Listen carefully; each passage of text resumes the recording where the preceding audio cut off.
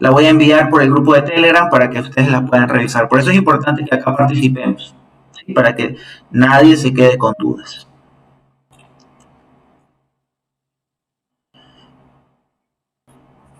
Vamos a ver, yo voy a estar acá atento al chat.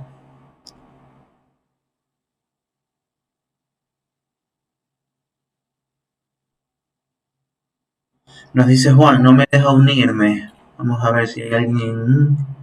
No hay nadie en sala de espera.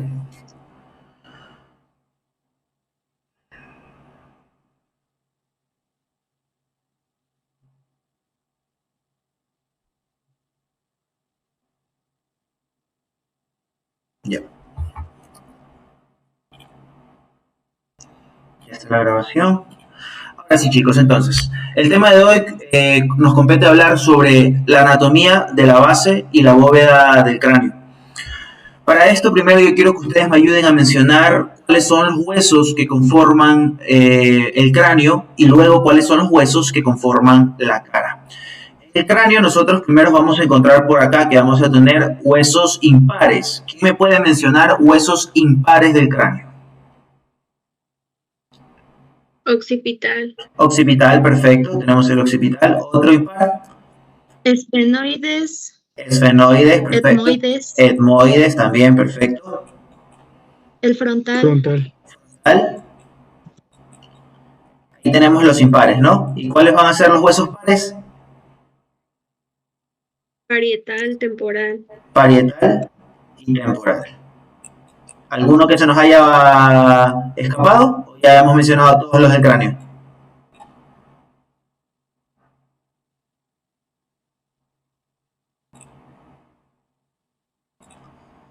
Vamos a ver. Ahí hemos admitido a alguien más.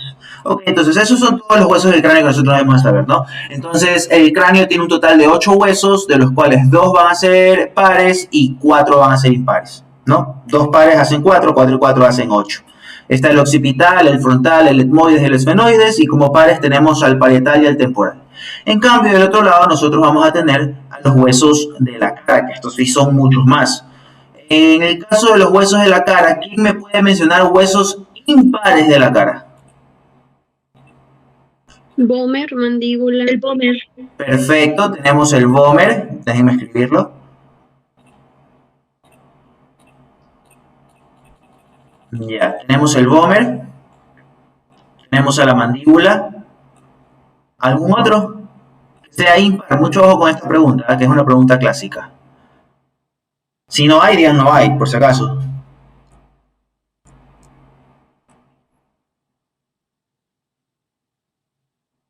¿No? Bueno. Solo son esos dos. Solo son esos dos, perfecto. Y luego tenemos a los huesos pares que sí son un montón, ¿no? Vamos a encontrar, por ejemplo, ¿cuál es este hueso que estoy señalando aquí?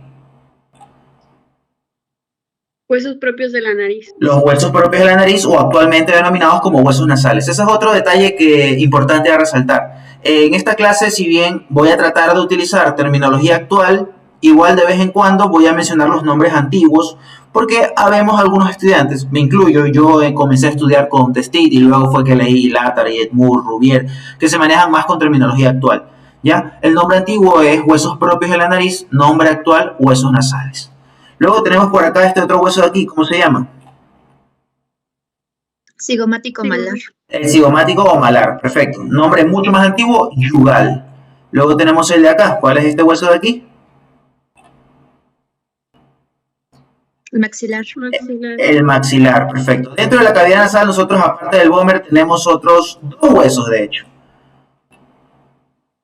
¿Cuáles los encontramos dentro de la cavidad? Cornetes nasales inferiores. Los cornetes nasales inferiores, perfecto.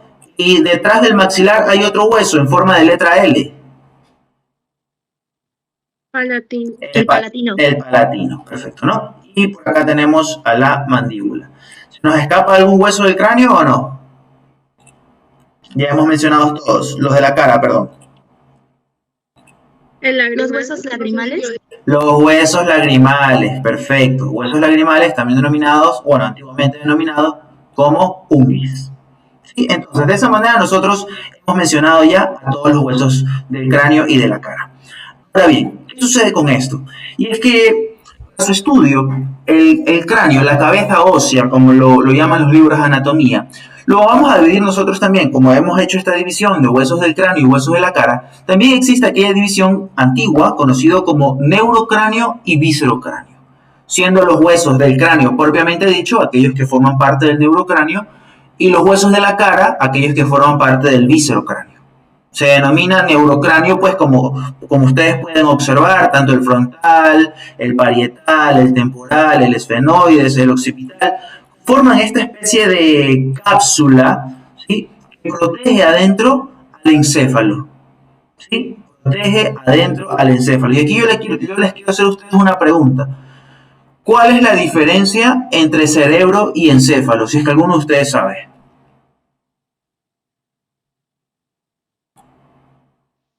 Pues básicamente que cerebro es como la corteza cerebral o el del encéfalo propiamente dicho, y que el encéfalo pues es el conjunto de órganos que nos compone el sistema nervioso central que se encuentra pues en la cavidad craneal. ¿Cuáles son esos órganos que conforman el encéfalo? Pues es telencéfalo, diencéfalo y romboencéfalo. Ya sí, si nos vamos como más a fondo, pues es el cerebro, propiamente dicho, todos los núcleos basales, o tálamo, hipotálamo, epitálamo, metatálamo, el mesencéfalo, el puente, el bulbo, el cerebelo y pues obviamente esos ventrículos que tiene cada uno. Perfecto, perfecto. Más completa no puede estar la respuesta. Esa justamente, chicos, es la diferencia entre cerebro y encéfalo. Por así decirlo, el cerebro forma parte del encéfalo. El cerebro vendría a ser la corteza cerebral o telencéfalo, justamente como lo dijiste, y esto es lo que se encuentra albergado dentro de la cavidad craneal, además también de otros pequeños elementos como vasos sanguíneos, las meninges y el líquido cerebroespinal.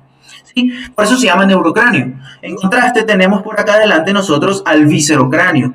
El viscerocráneo, que está dado por los huesos de la cara, se denomina así porque aloja a los órganos de los sentidos. En este caso vemos que los huesos tanto del cráneo como de la cara forman acá a las cavidades orbitarias, luego vemos que forman a la cavidad nasal y mucho más abajo vemos que forma a la cavidad bucal. ¿Está todo claro hasta acá? ¿Alguna pregunta que alguno de ustedes tenga?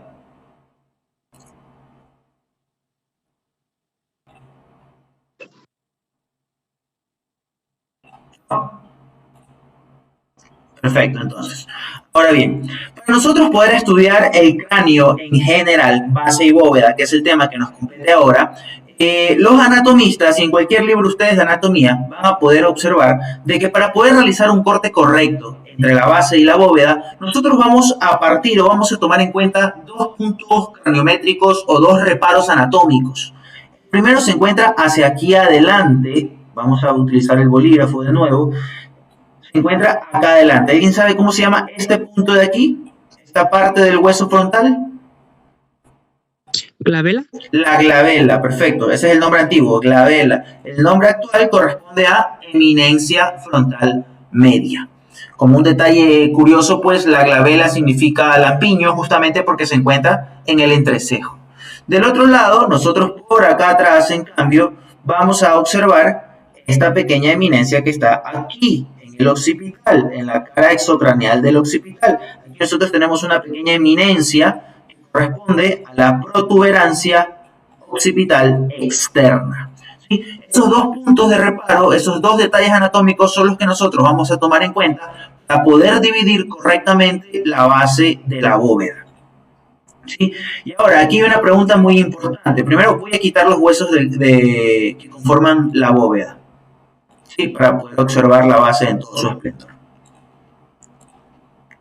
Voy a quitar los huesos, vamos a ocultar el parietal, vamos a ocultar el frontal y, bueno, vamos a dejar el frontal un momentito. Ahí. Y nos vamos a adentrar aquí a esta superficie. Si ustedes se dan cuenta, pues aquí nosotros estamos observando en todo su esplendor a la base del cráneo. La base del cráneo que para su estudio va a presentar dos caras, por así decirlo, o dos porciones. Una porción endocraneal, que es la que va a estar en contacto con los órganos del sistema nervioso central, y una porción exocraneal que vendría a ser la que se encuentra por acá abajo y que luego la voy a sacar. De hecho, déjenme quitar todos los huesos que se encuentran por acá. Vamos a aislar solo la cabeza. Ahí sí. Vamos a ver, ¿alguien? No, no hay ninguna persona que quiera entrar todavía. No.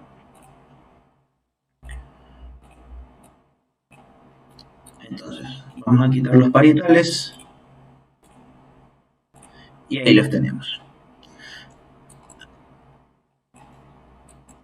Listo, entonces.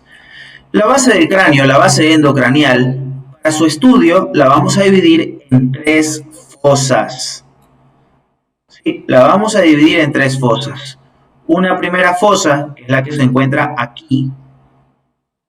Esta de aquí, que corresponde a la fosa craneal anterior. Una segunda fosa, que es la que está acá, que corresponde a la fosa craneal media. Y una última fosa, que es la que se encuentra por acá atrás, que corresponde a la fosa craneal posterior. Ahora, por ejemplo, yo les puedo preguntar a ustedes, ¿qué elementos del sistema nervioso central podemos encontrar en la fosa craneal anterior? ¿Alguien sabe? Pues cara inferior del lóbulo frontal, Ya. nervios olfatorios, también por ahí creo, no sé si se pueda decir que pasan los etmoidales anteriores y posteriores. ¿Qué estructuras? O sea, los vasos y nervios etmoidales anteriores y posteriores. ¿Por dónde pasan? ¿Dónde pasan pues por esos? los orificios de la lámina cribosa, ¿no? Perfecto, perfecto. Justamente se forman unos conductos. Sí, sigue. Perdón. No sé si también cuente el nervio óptico, creo que también lo ponen ahí. Sí, el nervio óptico también lo ponen acá justo en la parte limítrofe. La hoz del cerebro. La hoz del cerebro, perfecto. Creo que es todo lo que sé. Ok. Ahora bien, lo has mencionado muy bien. Vamos ahora a profundizar los detalles que has dicho. Vamos a ocultar el occipital para que nos deje observar muy bien. Nosotros podemos observar aquí, en esta parte de acá, justo en la cara posterior del hueso frontal, vemos esta estructura de aquí. Esto de aquí corresponde a un surco. ¿Sí? Muchas veces en los libros de anatomía nosotros vemos que le llama canal. Y esto es algo que hay que aclarar, la terminología. De hecho, en la guía también lo hago. ¿Sí? En anatomía, un conducto es una estructura con paredes propias. Ejemplo, tienen el conducto hepático, tienen el conducto cístico, las tubas ováricas vendrían también a ser conductos. ¿Sí? Son estructuras que yo puedo aislar, puedo cortar en una operación y decir, aquí tengo mi conducto. En cambio, un canal vendría a ser una estructura tubular, ¿sí? Es decir, en forma de conducto, pero que carece de paredes propias. Como sucede a veces acá en los huesos del cráneo, que la unión de dos huesos, la unión de dos surcos, forma un canal. ¿Sí está clara esa diferencia? Sí. ¿Sí? Ok, perfecto. Porque justamente ahorita te escuché mencionar, no sé quién fue quien me ha respondido correctamente la pregunta del contenido de la fosa craneal anterior.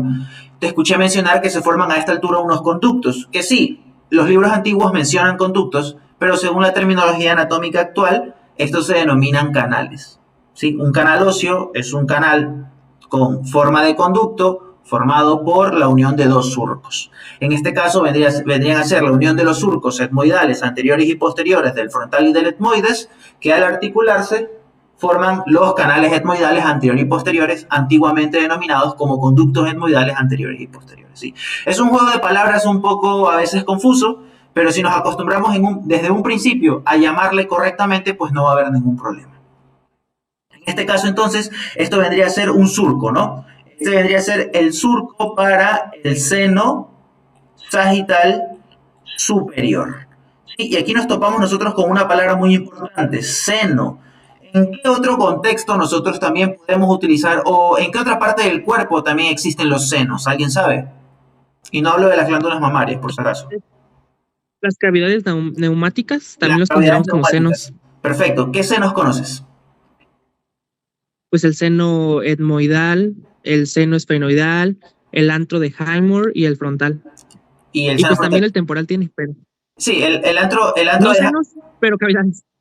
Ok, el antro de Highmore es el antro mastoide, el que mencionaste, ¿no? Las celdillas etmoidales.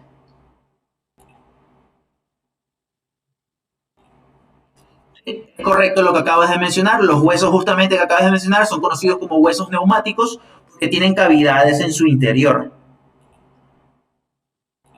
Tienen cavidades en su interior que los vuelven más ligeros, cavidades que van a estar tapizadas por un epitelio respiratorio. Eso es un detalle muy importante porque estas cavidades además son productoras de moco. Sus células poseen cilios que hacen un barrido continuo del moco que tienen en su interior, tanto a nivel del oído medio como a nivel de las cavidades nasales. Pero ojo que las celdillas mastoideas y el antro mastoideo o antro de Heimbrood no es un seno paranasal. ¿Sí? ¿Es un seno? Sí, pero no es un seno paranasal porque no se encuentra adyacente a la cavidad nasal. Mucho ojo con ese detalle. ¿Sí se entendió lo que acabo de mencionar? Sí. ¿Sí? Ok, perfecto. Entonces, en este otro contexto, la palabra seno también significa cavidad, porque estos senos que se encuentran dentro de la cavidad craneana son los senos de la dura madre o senos durales, son verdaderos espacios que van a dar paso a sangre venosa. La diferencia y el motivo por el cual no le llaman vena como tal, primero es porque es un espacio grande y segundo porque histológicamente sus paredes no son iguales a las de una vena, que tiene una túnica adventicia, que tiene una fina túnica muscular y una membrana epitelial, que viene a ser el endotelio. ¿Sí? No, estos senos durales o senos de dura madre, sus paredes están formadas por la misma dura madre, ¿sí? Por eso se llaman senos de la dura madre. Las paredes de estos senos están formadas por dura madre, cuyo revestimiento interno es endotelial y va a dar paso a sangre venosa.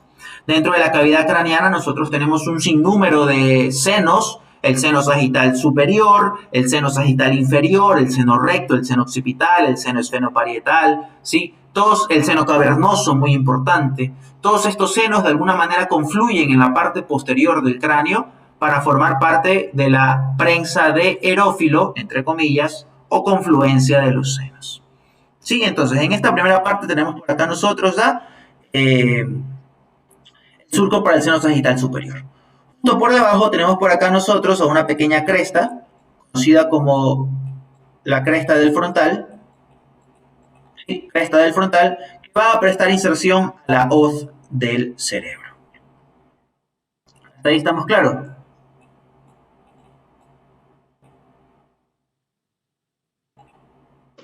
Sí. ¿Sí? Ok, perfecto. Vamos a borrar lo que he mencionado, lo que he rayado en la... Vamos a verlo ahora desde una vista superior.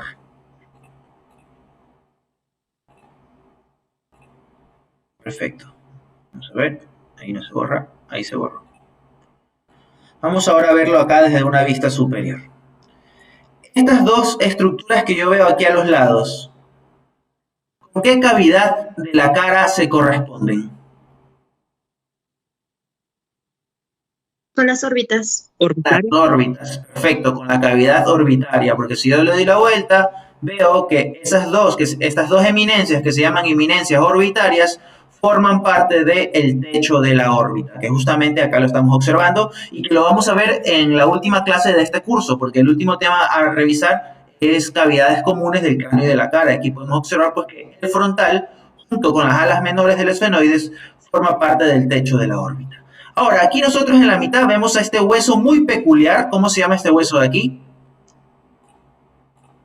Etmoides. El etmoides, perfecto. Vemos en la parte media esta pequeña cresta que sobresale, que se alza en medio de la fosa craneal anterior, que se denomina ¿cómo? Crista Galli. Cresta Galli. La crista Galli, perfecto. Ahora bien, miren lo que voy a hacer. Voy a aislar el etmoides, lo voy a ver de frente. Aquí lo tenemos, lo estoy viendo de frente, ¿no? Esta es la crista Galli, ¿sí? O la cresta de gallo. Vemos que esta crista Galli en la parte de adelante presenta estos dos procesos de aquí. Ojo que no todos los etmoides lo tienen, es en realidad una variante anatómica, pero cuando existe solamente se encuentra presente en el borde anterior de la crista Galli. ¿Alguien sabe cómo se llaman estos procesos de aquí? Esto es una pregunta de dificultad 10 sobre 10, por si acaso. ¿Ah? Son las alas de la crista Galli. Son las alas de la crista Galli, perfecto. O procesos alares de Hirt, según la nomenclatura antigua. ¿Sí? Así se llaman esta pequeña porción, no todos los etmoides lo tienen. ¿Sí? La función que tienen estos pequeños procesos alares es completar hacia adelante un pequeño orificio que se encuentra presente en el hueso frontal. De hecho, acá lo estamos observando. Muchas veces no se puede observar en todos los cráneos. ¿Sí ven este pequeño orificio que está aquí? Este que está aquí, ¿sí? Justo por debajo de la cresta del frontal, justo por delante de la crista galli, está este pequeño orificio de aquí, conocido como el foramen ciego. ¿Sí? Foramen ciego, que de ciego en realidad no tiene nada. ¿Por qué? En anatomía, por definición, un conducto ciego es un conducto que tiene una entrada, pero no tiene una salida. ¿Sí? Es como, digamos, un tubo. Un tubo tiene una entrada, pero abajo tiene un punto ciego, es decir, no hay salida. Este es el motivo por el cual actualmente se está, digamos, disputando el nombre de este orificio, porque no es un foramen ciego, no es un foramen con entrada y sin salida, porque la salida se encuentra a nivel de la cavidad nasal. ¿Sí quedó claro?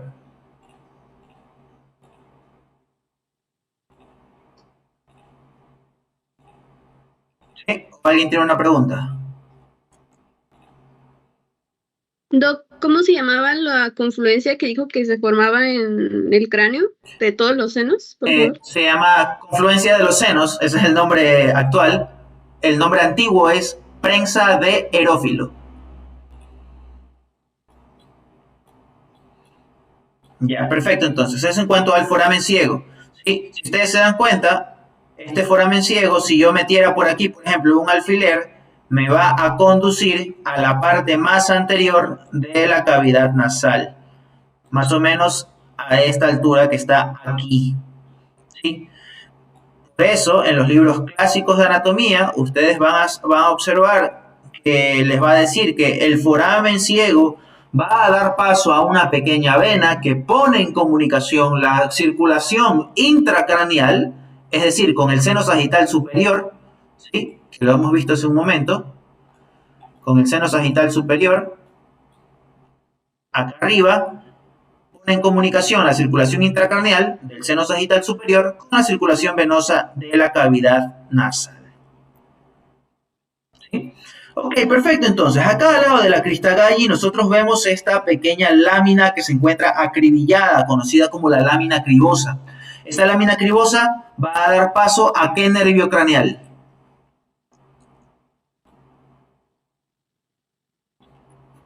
Olfatorio. Nervio olfatorio, perfecto. Va a dar paso al nervio olfatorio. Sin embargo, pues hay dos orificios en su parte más anterior. En este esquema 3D no se los puede observar muy bien, pero que, bueno, en un cráneo muy bien conservado, sí se va a poder evidenciar que hay dos orificios en la parte de adelante que son un poco más grandes e incluso unos un poco más alargados. Tienen una forma distinta. En teoría, a esta altura, vamos a activar el bolígrafo. Ahí. En teoría, a esta altura nosotros encontraríamos un pequeño orificio alargado, conocido como la hendidura esfenoidal. Sí, es un orificio alargado que no va a dar paso al nervio olfatorio, sino que simplemente da paso a prolongaciones de la dura madre.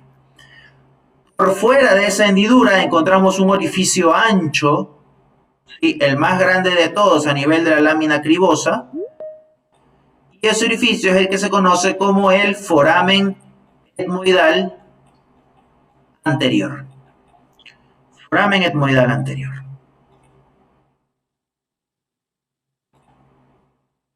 El resto de los orificios pues, va a dar paso al nervio olfatorio. ¿Sí está claro hasta ahí? ¿Alguien tiene alguna pregunta? ¿Ese foramen a qué va pasó? ¿Cómo? No escuché dos voces.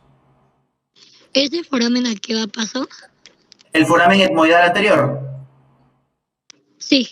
Va a dar paso a la vena, la arteria y el nervio etmoidal anterior. Es decir, a la van etmoidal anterior. Yo diga van, quiero que sobreentiendan que estoy diciendo vena, arteria y nervio. Ok, gracias. Ok, ¿alguien más tenía otra pregunta? Escuché dos voces. ¿No? Bueno, sigamos entonces. Vamos un poco más hacia atrás. Y ahora nos topamos aquí con la cara superior del esfenoides. Vemos que el esfenoides tiene una pequeña cresta que sobresale y se articula hacia adelante con el etmoides. Esta pequeña cresta que se encuentra aquí, se la conoce, ¿alguien sabe el nombre?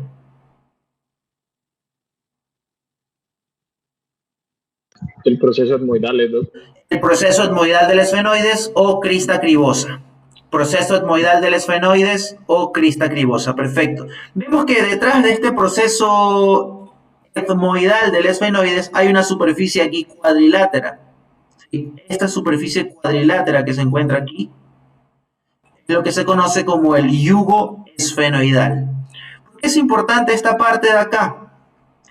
Si nosotros hemos revisado un poco sobre la vía olfatoria, ¿sí? O al menos leído un poco sobre el nervio olfatorio, aventurarnos un poco a ver un atlas y tener un poco de curiosidad por saber qué es eso que descansa sobre la lámina cribosa. ¿Qué descansa sobre la lámina cribosa? A ver. El bulbo olfatorio. El bulbo olfatorio, perfecto. Aquí nosotros vamos a tener el bulbo olfatorio. Este bulbo olfatorio se prolonga hacia atrás.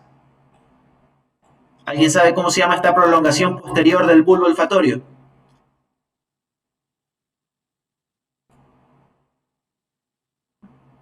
Vamos a ver. ¿No? Bueno, no importa, les ayudo. Esto es un poco de neuroanatomía igual, pero para que tengan una idea.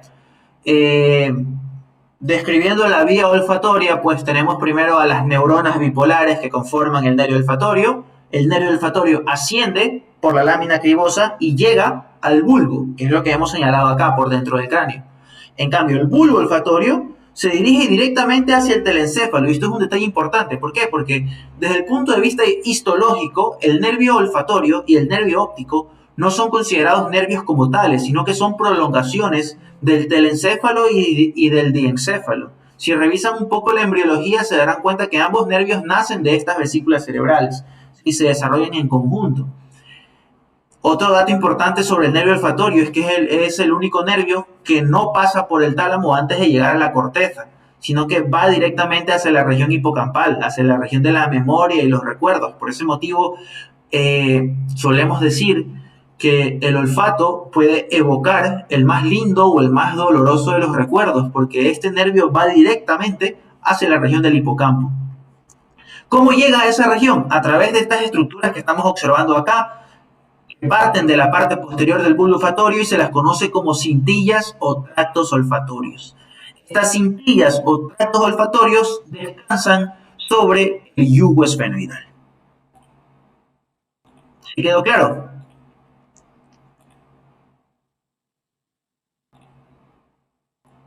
Sí, ok, perfecto. Entonces, sigamos describiendo. Nos habíamos quedado crista cribosa, yugo esfenoidal.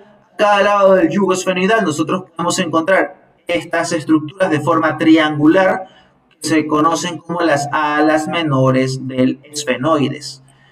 Detalles importantes sobre las alas menores del esfenoides. Primero, que forma parte de la base del cráneo.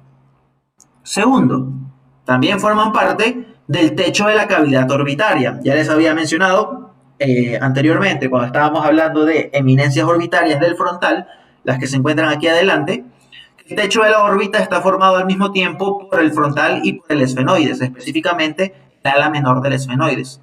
Mucho más específico, cara inferior del ala menor del esfenoides. Sí, otro detalle importante del ala menor del esfenoides. Por acá tiene un cachito, este cachito que está aquí, el que también ven por acá.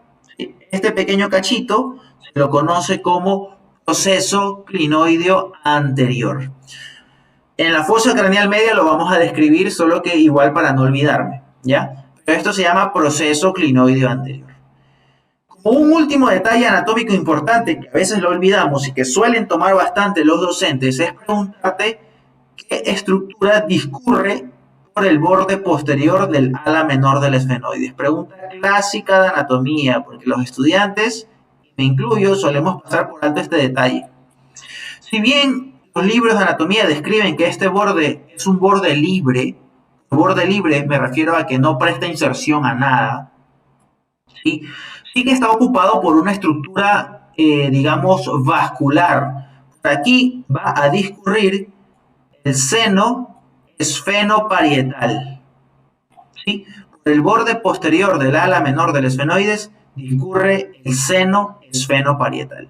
Eso grábenselo porque si van a cursar anatomía, se los van a tomar en algún momento. Ahora, sigamos con la descripción. Ya describimos el ala menor del esfenoides, ahora vamos a describir esta zona que está aquí intermedia, que es bastante particular. Si yo la veo de lado, vamos a ponerla de lado, ahí. Vamos a ponerla desde este ángulo y vamos a empezar a describir. Entonces, vemos primero aquí este orificio que está acá. ¿Cómo se llama este orificio que está aquí? Acá también lo podemos observar. ¿Agujeros ópticos? El foramen óptico, que bueno, ahora ya no se llama foramen, sino que le llaman canal óptico. Pero sí, esos son los agujeros ópticos. ¿A qué dan paso estos forámenes ópticos? Al nervio óptico y a la arteria oftálmica. Perfecto, al nervio óptico y a la arteria oftálmica. ¿Qué número de nervio craneal es el nervio óptico? 2. El segundo, perfecto. Aquí un detalle importante a aclarar. Si es que a alguno le ha dado curiosidad por qué mencioné el detalle de que ahora ya ni siquiera se llama foramen, sino que le llaman canal óptico. Por definición, un agujero, un foramen, ¿sí?, no puede tener un grosor mayor a 2 milímetros. ¿Sí? Si el grosor del agujero es mayor a 2 milímetros, ya es considerado un canal óseo. En este caso, pues este agujero óptico o foramen óptico tiene cierta profundidad que es mayor a 2 milímetros, por ende, en la terminología anatómica actual está contemplado como canal óptico. Pero el contenido es el mismo, es el que ustedes han mencionado, que va a dar paso al nervio óptico, el segundo nervio craneal, y también a la arteria oftálmica, que es una de las ramas de la arteria carótida interna. Luego tenemos de nuevo este cachito que está aquí. ¿Cómo les dije que se llamaba esto que está aquí? Apófisis clinoides anteriores. El proceso clinoideo anterior, perfecto. Este es el proceso clinoideo anterior porque por acá atrás nosotros podemos observar el proceso clinoideo posterior. ¿Sí? A veces sucede que hay un tercer proceso clinoideo a esta altura, conocido como proceso clinoideo medio.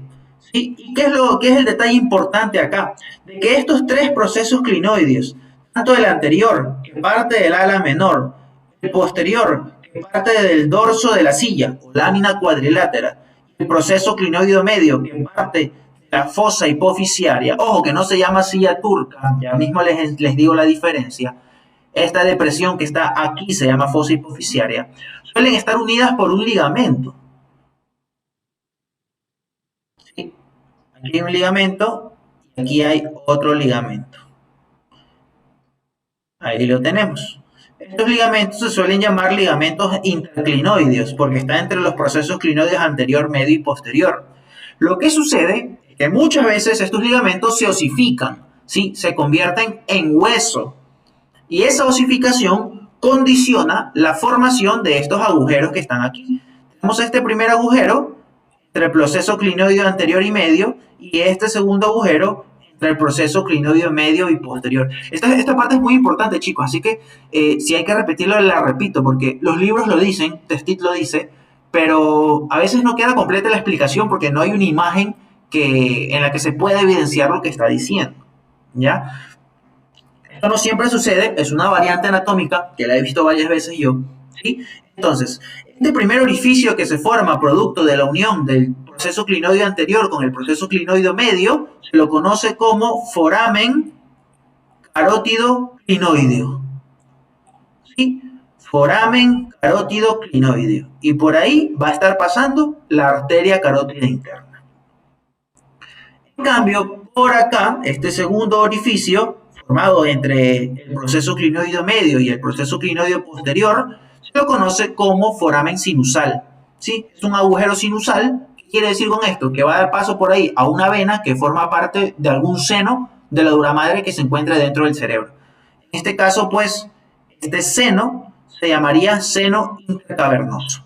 Por aquí pasa una venita que pone en comunicación el seno intercavernoso que rodea a la hipófisis. Eso se llama seno intercavernoso. ¿Sí? Antiguamente se llamaba seno coronario, pero le cambiaron el nombre obviamente porque en el corazón ya había un seno coronario. ¿Sí? Entonces, por este pequeño orificio sinusal pasa una pequeña vena que pone en comunicación el seno cavernoso, que está por fuera, con el seno intercavernoso. He mencionado bastantes detalles. ¿Sí quedó claro lo que les acabo de decir?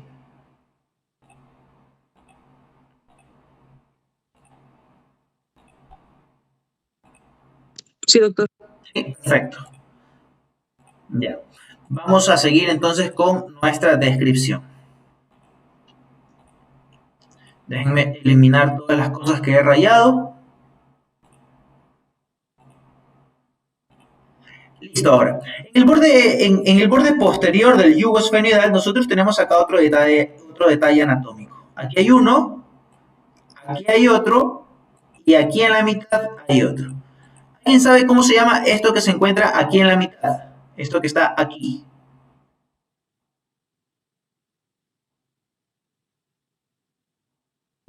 ¿El quiasma? Ahí se aloja el quiasma. Sí, pero esta parte no se llama quiasma. No, es el surco prequiasmático, ¿no? Surco prequiasmático, perfecto. Surco prequiasmático. Sí, vamos a ver, alguien se está queriendo unir a la clase, creo. Vamos a ver, sí. Ya. Esta porción de aquí se llama surco prequiasmático, ¿no? Nosotros ya sabemos porque el nervio óptico, al regresar adentro del cráneo, porque los estímulos van de fuera hacia adentro cuando estamos hablando de algo sensitivo, ¿sí? Pasa por este agujero y hay algunas fibras de la retina hemitemporal que se van a decusar, ¿sí? Esa decusación de fibras forma el quiasma óptico, que es digamos que es el entrelazamiento en X de las fibras, de hecho son fibras geminasales del campo hemitemporal, que se cruzan a este nivel y forman ese quiasma óptico que vemos acá, ¿no? Entonces se llama surco prequiasmático. Esta porción de aquí se llama surco prequiasmático. Encima del surco prequiasmático, ahí se encuentra señalado de azul, el borde posterior del yugo se lo conoce como limbo del esfenoides. ¿Sí? Limbo del esfenoides. Esta parte de acá abajo es un tubérculo que corresponde al tubérculo hipofisiario. ¿Sí? Tubérculo hipofisiario. Entonces tenemos limbo del esfenoides, surco prequiasmático y tubérculo hipofisiario. Luego nosotros nos encontramos con esta gran depresión, esta gran cavidad. ¿Cómo se llama esta depresión de aquí? La fosa hipofisiaria. La fosa hipofisiaria, perfecto. Yo les había mencionado hace un momento de que la fosa hipofisiaria no es lo mismo que la silla turca. Primero les quiero preguntar, ¿cuál es el contenido? Son dos cosas, así que quiero ver quién me responde completo. ¿Cuál es el contenido de la fosa hipofisiaria?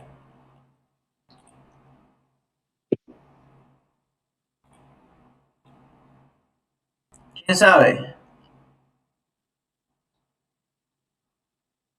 Dos cosas.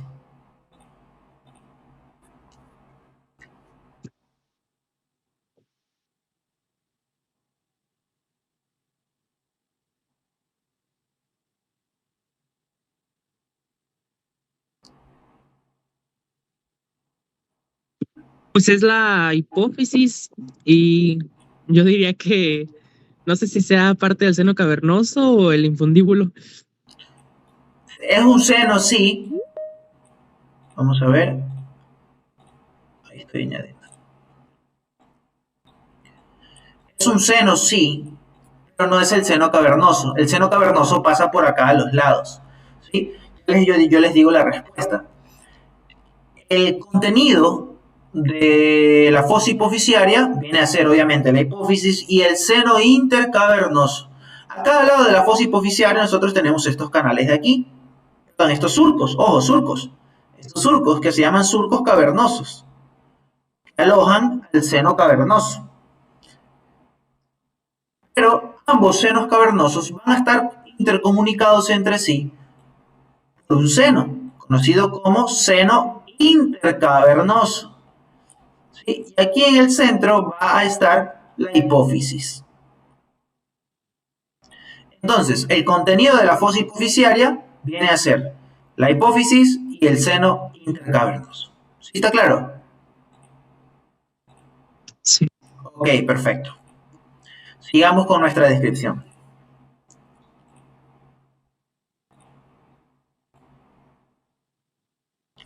Más hacia atrás, nosotros nos encontramos con esta estructura de aquí, que se lo conoce como el dorso de la silla o la lámina cuadrilátera del esfenoides. ¿Qué se va a articular esta porción del esfenoides?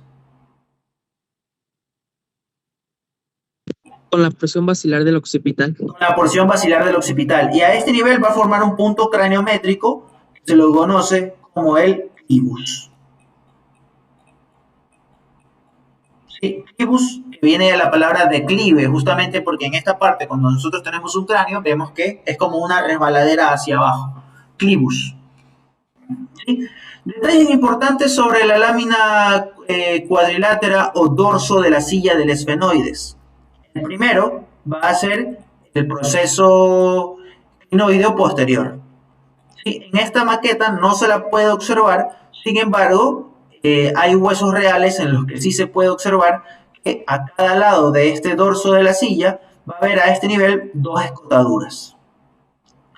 Aquí vamos a poder encontrar una escotadura y por acá vamos a poder encontrar otra escotadura. Estas escotaduras no tienen, digamos, un nombre propio, simplemente les han puesto escotadura.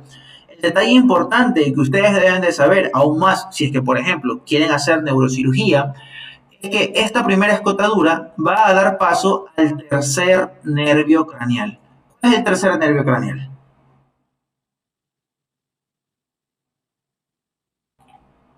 El motor ocular común. El oculomotor, perfecto. El oculomotor. ¿Y cuál es el sexto nervio craneal que va a pasar por debajo? El abducens. El abducens. ¿Sí? Entonces, esos son los detalles anatómicos importantes que ustedes deben de saber. El dorso de la silla se articula con el occipital y forma el clivus.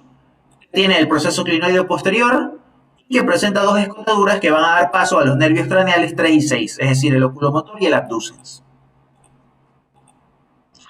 Perfecto, sigamos. Y vamos ahora a quizás la parte más importante de esta clase. Son las alas mayores del esfenoides.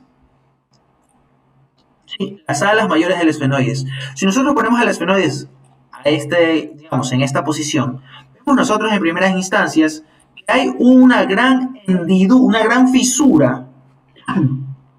¿Sí? Esta gran fisura que también se observa desde la órbita, acá la estamos observando, si la ven, una vista anterior y por acá una vista posterior. ¿Sí? Vista anterior, vista posterior. ¿Qué es lo importante sobre esta fisura? Su contenido. Su contenido que es, la verdad, es bastante considerable. Son todas las estructuras, casi todas las estructuras que van dirigidas hacia el globo ocular. ¿Sí? Entonces, ¿qué vamos a encontrar?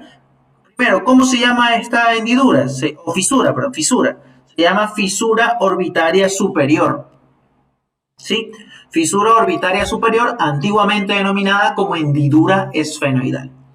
¿Cuál va a ser el contenido de esta fisura? Van a ser primero los otros 3 nervios craneales dirigidos al movimiento de los ojos. ¿Cuáles son esos 3 nervios craneales?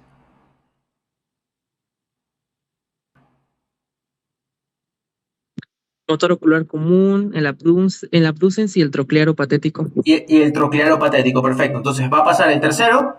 Falta uno más, un nervio más, pero no es un nervio craneal como tal, sino es una rama. El nasocilia. La rama oftálmica del trigémino. Perfecto. Ya, ahora vamos a refinar un poco lo que les voy a mencionar, el contenido real. Las respuestas que han dado son correctas, por si acaso, así que ahora vamos a ponerlas en orden. Entonces, van a pasar, y es por lógica, ¿no? Si este orificio va del cráneo a la órbita, ¿a qué va a dar paso? No va a dar paso al facial ni al glosofaringio, no tiene nada que ver ahí, ¿sí? Tienen que ver con el ojo.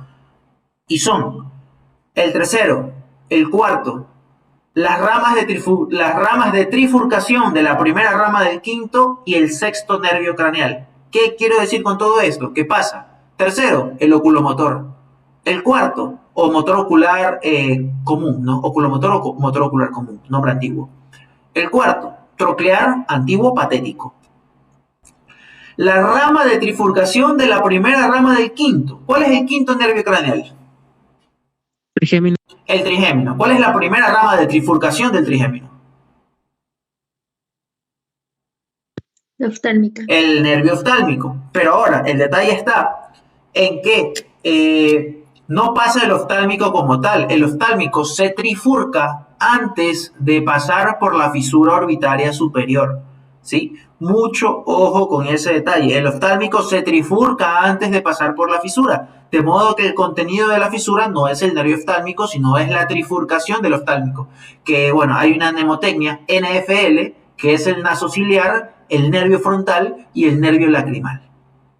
¿Sí? Esos tres nervios de ahí pasan por la hendidura, por la fisura orbitaria superior. Y por último tenemos también al sexto nervio craneal, que viene a ser el nervio abducens, o antiguamente denominado como nervio motor ocular externo.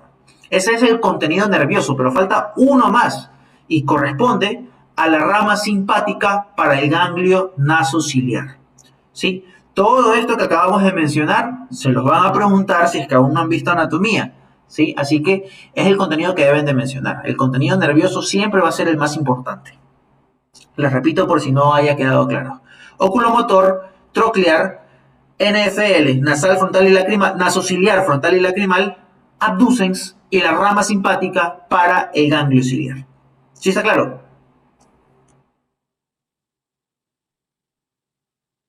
Sí. Sí, perfecto. Además de eso, también nos encontramos con un contenido vascular. Tenemos, por ejemplo, a la vena oftálmica y también tenemos a ramos orbitarios de la arteria meningia media.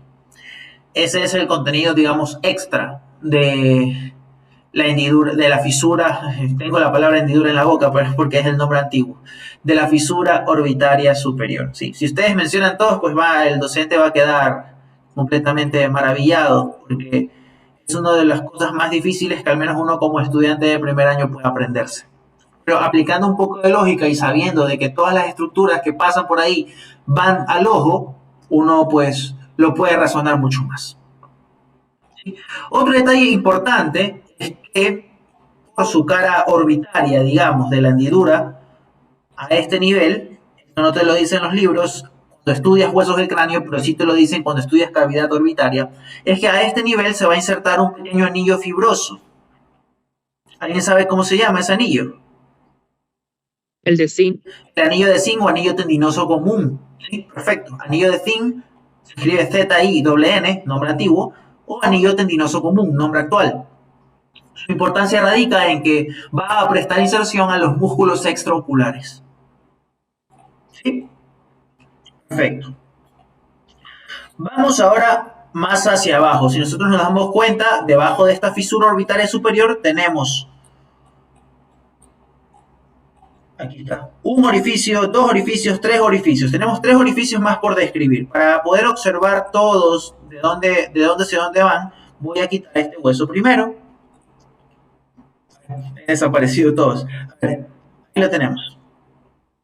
Ha desaparecido un maxilar y podemos observar por aquí este orificio que está aquí por dentro. ¿Sí? Ese que vemos aquí por dentro es el que está acá por fuera también. Este que está aquí. Y eso se lo conoce como el foramen redondo, o antiguamente denominado como agujero redondo mayor. Les pueden preguntar, por ejemplo, ¿qué comunica el foramen redondo? Comunica la fosa craneal media con otra fosa, que vamos a revisarlo al final de este curso, conocida como la fosa pterigopalatina. ¿Sí? Ese es un poco difícil imaginárnosla, que es este espacio que está aquí, un espacio de forma piramidal. Este es el agujero, el foramen redondo, aquí lo podemos observar, acá arriba, y este vendría a ser la fosa pterigopalatina. Entre el proceso pterigoideo, que está aquí abajo, y el hueso palatino que está por acá. Esta vendría a ser la fosa pterigopalatina, y eso es lo que pone en comunicación el foramen maxilar. ¿A qué va a dar paso el foramen maxilar? Fácil, al nervio maxilar. El nombre mismo nos indica. Da paso el nervio maxilar. ¿Preguntas hasta acá?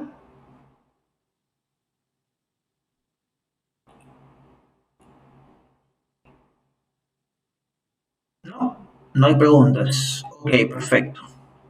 Yo tenía una pregunta, doctor, de la fisura orbitaria superior. Te escucho. Es que no recuerdo si es Testit el que menciona, es que no sé si lo menciona como contenido, por eso le iba a preguntar eso, si cuenta como contenido en el examen, porque creo que también menciona una espina donde se inserta el recto superior, aparte pues del anillo de zinc o del anillo tendinoso común, y otra espina o protuberancia para el anillo de zinc. Perfecto.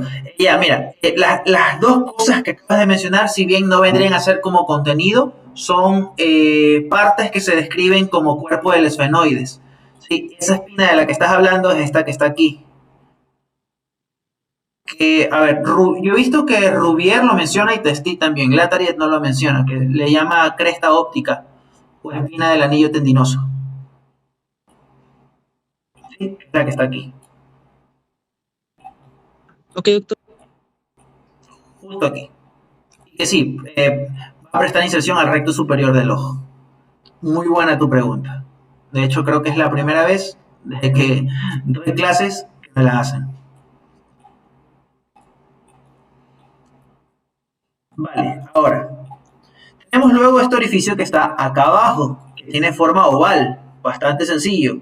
¿Cómo se va a llamar este orificio? Foramen oval. Si nosotros nos damos cuenta, los ramos del trigémino van emergiendo del cráneo en orden, ¿no? Por la fisura orbitaria superior pasan las 3 ramas de bifurcación del nervio oftálmico. Mucho más abajo pasa el nervio maxilar por el foramen redondo. Y mucho más abajo, en este foramen de acá, el foramen oval, pasa el nervio mandibular. ¿Sí? Hay otras estructuras también que pueden pasar por ahí, por ejemplo, la vena del agujero oval, también a veces puede pasar por ahí la arteria meningia menor, o arteria pterigomeningia o arteria meningia accesoria, puede pasar por el foramen oval, como también puede pasar por el foramen espinoso o redondo menor, pero esto es un contenido, digamos, no es un contenido fijo, es un contenido que puede variar y por lo tanto, si no lo ponen, al menos yo como docente, si no lo pones, no pasa nada. Lo que siempre pasa por ahí y lo que deben de saber y no se pueden equivocar es que por el foramen oval pasa el nervio mandibular, la tercera rama de bifurcación del trigémino.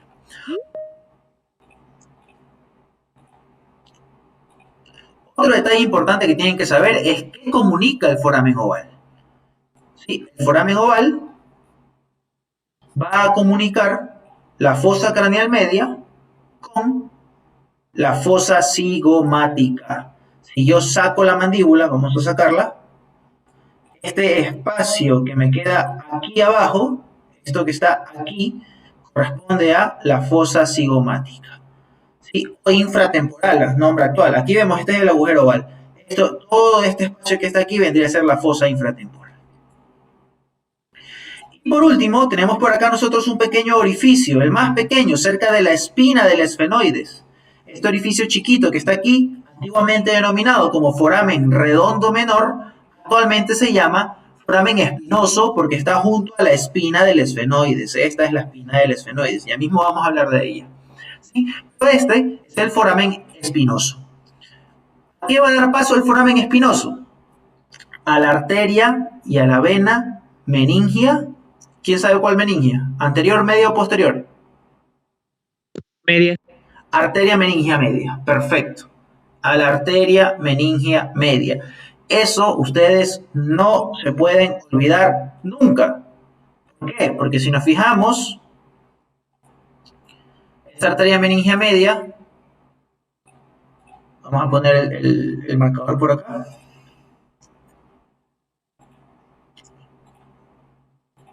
Esta arteria meningia media asciende por aquí hasta alcanzar el parietal y forma la impresión de la arteria meningia media, antiguamente denominada como impresión de la hoja de higuera. ¿Sí? Si ustedes han cogido un parietal y han visto la cara endocranial, se darán cuenta que hay una especie como de trama vascular en forma como las hojas de un árbol, como la parte de atrás de las hojas de un árbol, y justamente es formada por esta arteria de aquí, que entra al cráneo a través del foramen espinoso que se encuentra presente en las alas mayores del esfenoides. ¿Sí? Otro detalle de por qué es importante, porque generalmente los golpes a nivel de la sien, a nivel del terion, ¿sí? A este nivel, vemos que es un punto de debilidad del cráneo, porque es un punto de articulación del hueso frontal, del hueso cigomático, del esfenoides y del temporal y del parietal. Esta H que se forma aquí es lo que se conoce como el terion. Es un punto de debilidad porque por detrás del terion se encuentra pasando la arteria meningia media.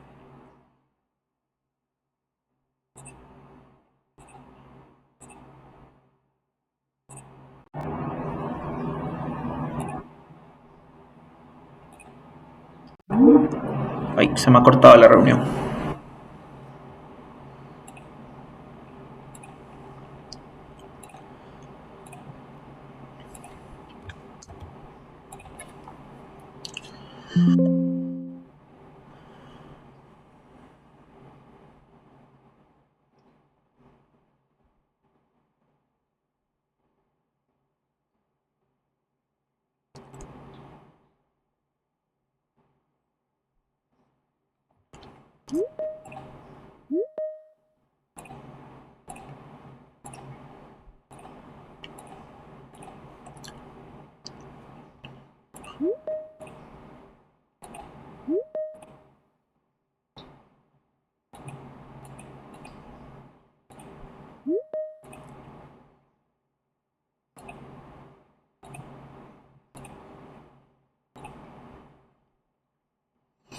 Me he conectado, chicos, en la cuenta equivocada, por eso es que nos ha botado a todos de la reunión.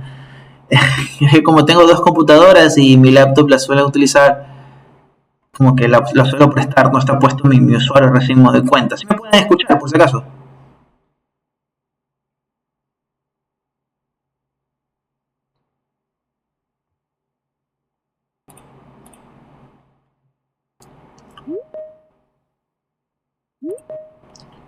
Por favor, me confirman si es que me pueden escuchar, porque...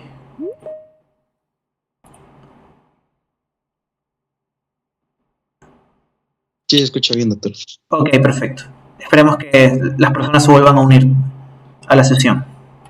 Como les iba diciendo, me he conectado no desde mi cuenta, sino desde otra cuenta y por eso nos ha botado a todos de la reunión. Ya mañana resuelvo eso porque no sabía que estaba iniciado otro usuario acá en el Teams.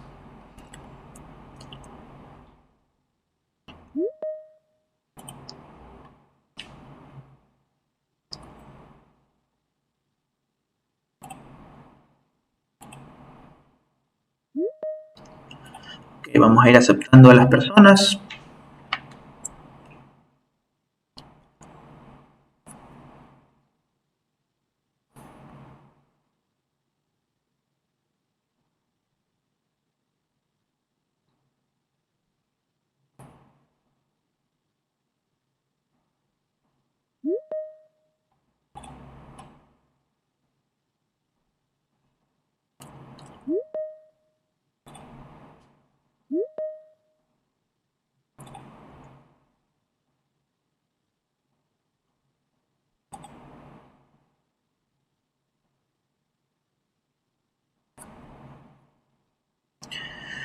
Bueno, sigamos entonces donde íbamos.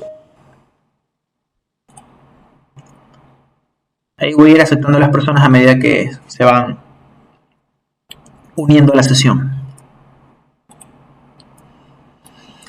Entonces, como les iba mencionando, que el terion es un punto justamente de debilidad del cráneo, ¿sí? La sien, porque justamente acá pues están articulando varios huesos al mismo tiempo y forman esta estructura en forma de H. Preguntas, dudas hasta ahora de lo que he mencionado aquí.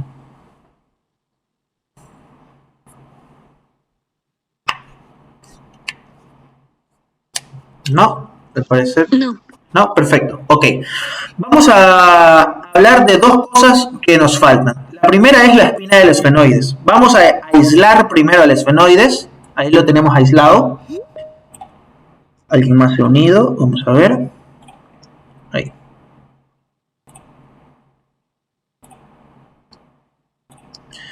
Entonces, espina del esfenoides. Esto que está aquí corresponde a la espina del esfenoides. La espina del esfenoides va a prestar inserción a.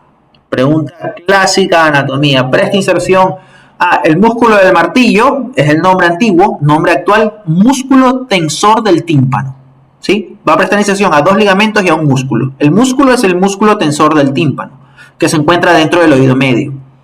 Los 2 ligamentos son el ligamento esfenomandibular y el ligamento pterigoespinoso, antiguamente denominado como pterigoespinoso de Sibinini. ¿Sí? Dime, te escucho. No veo su pantalla, no sé si está compartida, es que no lo veo. Solo lo veo usted. Mejor que me avisan, me olvidé de compartirla.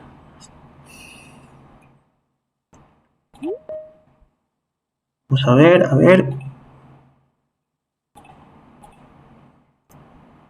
Ahí, ya estoy compartiendo.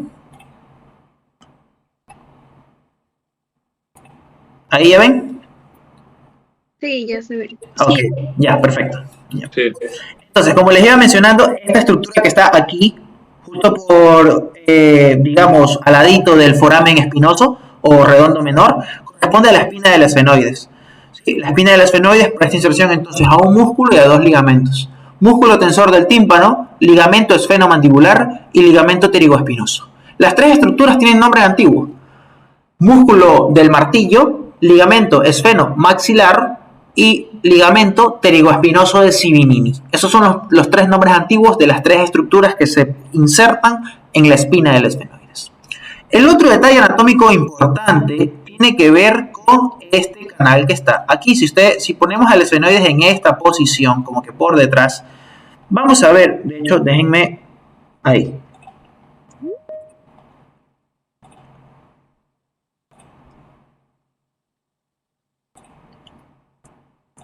Ya, tenemos entonces a esta altura, nosotros tenemos estos surcos a cada lado de la fosa hipofisiaria. Esos surcos se los conoce como el surco cavernoso.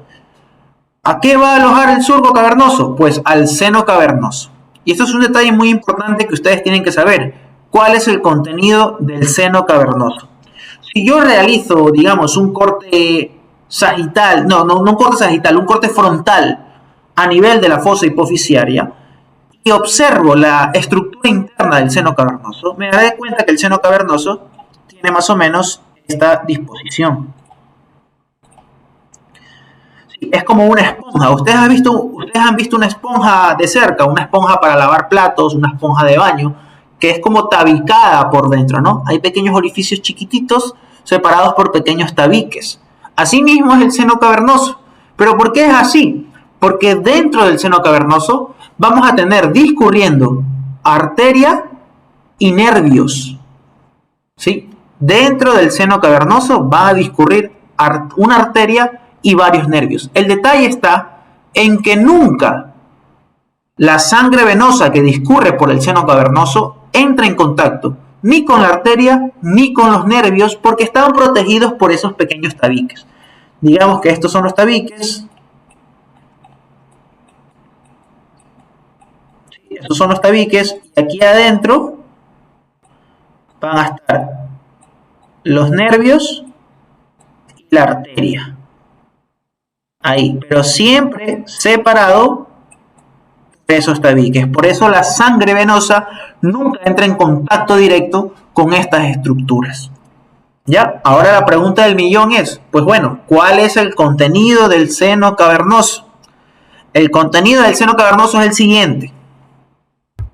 Es muy similar al de la fisura orbitaria superior. Ojo, es muy similar. Primero el contenido arterial. La arteria carótida interna. La arteria carótida interna discurre por dentro del seno cavernoso. Luego tenemos el contenido nervioso. El nervio oculomotor, el nervio troclear, el nervio abducens, el nervio oftálmico y el nervio maxilar. ¿Sí? Esas 5 cosas y la arteria carótida interna discurren en el interior del seno cavernoso. Pregunta clásica de anatomía, pregunta clásica de neuroanatomía. Puede haber, por ejemplo, una fístula carótido cavernosa con una sintomatología de un paciente que tiene un aparente exoftalmo con un aumento de la presión intracraniana. Un caso clínico clásico que suelen poner es ese, de fisura carótido cavernosa. Sí, sí quedó claro entonces el contenido del seno cavernoso.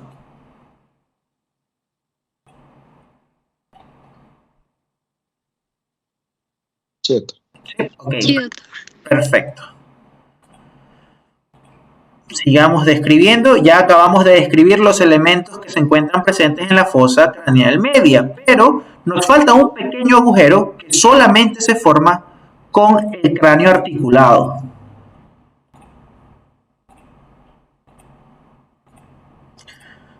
¿Alguien sabe cuál es ese orificio del que estoy hablando?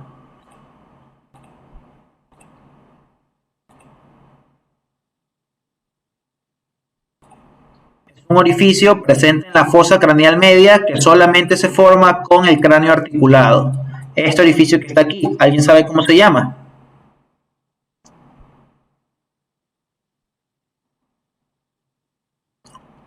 A ver, a ver. No, bueno, no pasa nada, les ayudo. Este orificio que está aquí, que se forma entre el esfenoides y el vértice del peñasco del temporal, se lo conoce como el foramen lacerado. ¿Sí? Foramen lacerado o lacerum, en algunos libros lo pueden encontrar así. Antiguamente denominado como el agujero rasgado anterior. Dos detalles importantes sobre este foramen lacerum o lacerado. El primero es que en estado fresco, en el cadáver, en nosotros, va a estar cubierto una pequeña membrana fibrocartilaginosa. Y segundo, es que esa membrana fibrocartilaginosa está perforada por un nervio que corresponde al nervio petroso mayor. Rama, una de las ramas intrapetrosas del nervio facial. ¿Sí? Muy ¿Puede repetir eso, por favor? claro, claro. Entonces, les repito, el agujero se llama foramen lacerado o agujero rasgado anterior, nombre antiguo. En estado fresco está cubierto por una membrana fibrocartilaginosa que va a estar perforada por el nervio petroso mayor. Ojo que estoy utilizando solamente nomenclatura actual, porque justamente en este detalle Testit al describir se equivoca de una manera monumental. ¿Sí? De acuerdo a la concepción actual, en Testit ustedes van a poder encontrar que por ahí pasa la arteria carótida interna, que por ahí pasa el nervio petroso superficial mayor y el nervio petroso profundo mayor. Completamente equivocado. ¿Por qué? Porque Testit pues, es un libro antiguo y hay nomenclatura antigua, hay concepciones antiguas que ya han cambiado actualmente. Así que actualmente se sabe que el único contenido de ese orificio que atraviesa de norte a sur el agujero es el nervio petroso mayor, que es una de las ramas intrapetrosas del nervio facial. ¿Sí está claro? Doctor, una consulta. Te escucho. En el néter, no sé si dice, el nervio petroso mayor pasa sobre el agujero, ¿no? O sea, eso quiere decir que no lo atraviesa. ¿Estaría mal ahí también lo que han escrito en el néter o la traducción al español es lo que está mal? La traducción al español, porque yo tengo el néter séptima edición en inglés. Ajá. Y, o sea, ahí te da a entender que el nervio atraviesa de norte a sur. Justamente el Moore también lo describe de esa manera.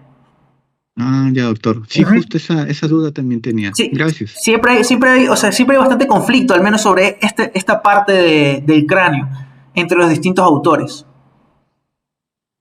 Sí, pero bueno, de hecho he participado en 2 disecciones de plastinación para justamente como que observarlo in situ al nervio pasando por ahí.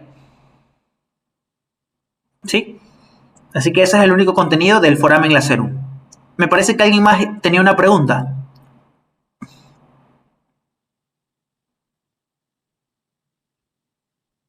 No, doctor. ¿No? Ok, perfecto. Ha quedado claro entonces esto del foramen lacerum, que solo se forma en un cráneo articulado. Al menos en mi universidad hay algunos docentes que son un poco malévolos en darte, por ejemplo, un esfenoides y decirte que busques el foramen lacerado con un esfenoides desarticulado. Obviamente es imposible encontrarlo. ¿Sí? Así que mucho ojo con ese detalle. Vamos ahora a hablar sobre el temporal. ¿Qué encontramos acá sobre el temporal? Si le damos la vuelta, vamos a quitar el frontal, que ya no lo necesitamos. Si le damos la vuelta acá al temporal y vemos esta parte del peñasco del temporal que vendría a ser su cara anterior o anterosuperior, en esta primera parte de aquí nosotros vamos a encontrar una pequeña eminencia que se la conoce como la eminencia arcuata. ¿Sí? Eminencia arcuata. Por delante de esa eminencia arcuata nosotros nos encontramos por acá dos orificios que de hecho les voy a hacer zoom. Aquí yo quiero que ustedes me ayuden porque muchas veces no se sabe cuál es cuál. Déjenme sacar el círculo de azul. Déjenme borrarlo. Ahí, perfecto. No lo he borrado todavía. Ahí lo borré.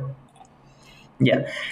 ¿Cómo se llaman estas estructuras que están aquí? Estos dos orificios seguidos de un pequeño surco. ¿Alguien sabe cómo se llaman? Los hiatos de Falopio. Los hiatos, perfecto. Nombre antiguo, hiatos de Falopio y hiato accesorio. Sí, así es como están distintos. Ahora, el detalle está en saber diferenciar cuál es cuál. ¿Cuál es el hiato de Falopio? ¿Cuál es el hiato accesorio? Nomenclatura antigua. O, mejor dicho, en nomenclatura actual. ¿Cuál es el hiato del nervio petroso mayor? ¿Y cuál es el hiato del nervio petroso menor? ¿Sí? Eso es lo que yo quiero que ustedes aprendan ahora porque los libros no terminan de explicar muy bien cuál es cuál. Y muchas veces ni siquiera lo señalan en sus imágenes. Les voy a dar un tip. Pongamos el cráneo en posición anatómica, como que lo estamos viendo desde arriba. ¿Cuál viene a ser el hiato más medial, más próximo a la línea media? ¿El de la derecha o el de la izquierda? Derecha. En este caso el de la derecha, ¿no? En el de acá, ¿cuál es el más medial? ¿El de la izquierda o el de la derecha? Izquierda. El de la izquierda. ¿Por qué les hago esta pregunta? Porque va a depender si es que tenemos un hueso temporal derecho o izquierdo. ¿Sí? Lo primero que tenemos que hacer es colocarlo en posición anatómica. Y el hiato que se encuentre más próximo a la línea media es el hiato de Falopio o hiato del nervio petroso mayor. ¿Sí está clara esa parte? Sí. ¿Sí? Ok, entonces, esto que está aquí y esto que está acá es el hiato del nervio petroso mayor. Se llama hiato, bueno, vamos a ponernos un poco más descriptivos. Esto que está aquí, este orificio alargado, vendría a ser el hiato del nervio petroso mayor, que está precedido por un pequeño surco, que es el surco del hiato del nervio petroso mayor. Así es como lo describe Latarjet. Describe un hiato, que es el orificio, y describe un pequeño surco que precede al hiato, que es el surco del hiato del nervio petroso mayor. ¿Ya? Esto en realidad son estos detalles finos de la anatomía que al menos yo como docente no los tomaría en cuenta. Si tú me dices que ese es el hiato del nervio petroso mayor, te pongo 10 sobre 10 porque es lo que necesito que tú sepas. Y es lo que importa. Ahora, este nervio petroso mayor ya lo habíamos mencionado, ¿no? Lo mencionamos acá en el foramen lacerado. Ya sabemos también que ese nervio petroso mayor es uno de los ramos del nervio facial. ¿Sí? Es uno de los ramos del nervio facial. El que está por fuera, en cambio, es decir, el de acá, es el hiato del nervio petroso menor, también antiguamente denominado como hiato accesorio. ¿Sí está claro? Ese hiato del nervio petroso menor va a dar paso a este nervio petroso menor, que en cambio es un ramo del nervio glosofaríngeo. ¿Sí? En este caso, pues, vamos a observar que un hiato va a dar paso a un ramo del séptimo nervio craneal y el otro hiato va a dar paso a un ramo del noveno nervio craneal. ¿Sí ha quedado clara esta explicación?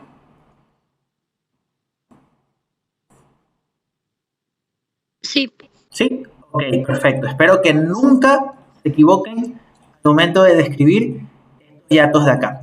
De hecho, una manera bastante sencilla y global de como que al momento de estudiar nervios craneales, los anatomistas solemos utilizar un término, este término somatotopía, ¿sí? De hecho, los nervios craneales toman su número debido a su distribución somatotópica a lo largo del tronco encefálico y a lo largo también de la base del cráneo. Vemos que los primeros nervios craneales, primero, segundo, van naciendo en orden, ¿no? De arriba hacia abajo, de adelante hacia atrás. Esta ubicación somatotópica también aplica acá. El séptimo está más cerca de la línea media, por ende es el primero. El noveno está un poco más por fuera e incluso por detrás. ¿Sí? Siempre agradecen eso. El hiato del nervio petroso mayor es el más medial, el más lateral es el hiato del nervio petroso menor. Perfecto. Ahora, voy a aislar un rato el temporal porque quiero que vean una cosa. Aquí se pueden observar dos cositas en el vértice del peñasco del temporal. El primero es este canal que se encuentra aquí, que también lo puedo ver por debajo. Si ven este canal que está aquí, también sale por delante. ¿Sí? Ese canal corresponde al canal de la arteria carótida interna o canal carotídeo. ¿Sí? Por obvias razones, por ese canal va a estar pasando la arteria carótida interna. Pero grábense esto de acá, y es que la arteria carótida interna, desde su origen en el cuello hasta dentro del cráneo, va a estar rodeada por un plexo nervioso, que es el plexo simpático carotídeo interno. ¿Sí? Ese plexo simpático le forman los ganglios simpáticos cervicales superior, medio y el inferior si es que se encuentra aislado, o si no el ganglio cervicotorácico si es que se encuentra unido al primer ganglio simpático. ¿Sí? Sobre todo el ganglio cervical superior es el que le forma este plexo simpático que rodea a la arteria carótida interna durante todo su viaje hacia el interior del cráneo. Y de hecho también, si es que ya han pasado por anatomía, en alguna parte de la lectura del hueso temporal o del estudio del nervio glosofaringio, se darán cuenta que hay un pequeño ramo del plexo carotídeo interno que se une al glosofaringio que se llama nervio carótido timpánico. Ese nervio carótido timpánico que pone en comunicación al nervio timpánico del glosofaringio con el plexo carotídeo interno nace a esta altura. ¿Sí? Yo sé que es un detalle muy muy fino, no es algo que creo que le vayan a tomar, pero se los digo pues como un dato curioso para que sepan de dónde vienen todos estos ramos. ¿Sí? Vienen del tronco simpático cervical. El otro detalle que quiero que sepan son estos orificios que están aquí. Vemos que hay una depresión, una fosa superior y una fosa inferior. Esto se lo conoce como el canal músculo-tubárico. ¿Sí? Canal músculo-tubárico. ¿Por qué se llama canal músculo-tubárico? Pues porque va a tener en su parte superior, va a prestar inserción al músculo tensor del tímpano. Y hacia abajo va a prestar inserción o va a alojar de hecho a la porción ósea de la tuba auditiva o trompa de Eustaquio. Sé que he mencionado varios detalles, así que quiero saber si es que ha quedado claro esta parte. ¿Puedes repetir eso, por favor? Ok, este espacio que está aquí se lo conoce como el canal músculo-tubárico. Primer detalle, canal músculo-tubárico, que va a estar compuesto por dos fosas, digamos, una superior y una inferior. La superior, que es la muscular, va a prestar inserción al músculo tensor del tímpano, que ya lo habíamos mencionado también, ¿sí? Ahora ya saben, por ejemplo, que el músculo tensor del tímpano va desde aquí hacia la espina del esfenoides. ¿Sí? Y el segundo detalle es que va a alojar a la porción ósea de la tuba auditiva o trompa de Eustaquio. Por eso se llama músculo tubárico, porque la parte inferior va a dar paso a la tuba auditiva. ¿Sí está claro? Sí, doctor, gracias. Ok, perfecto. Sí. Escucho, dime, ahí tenés una pregunta.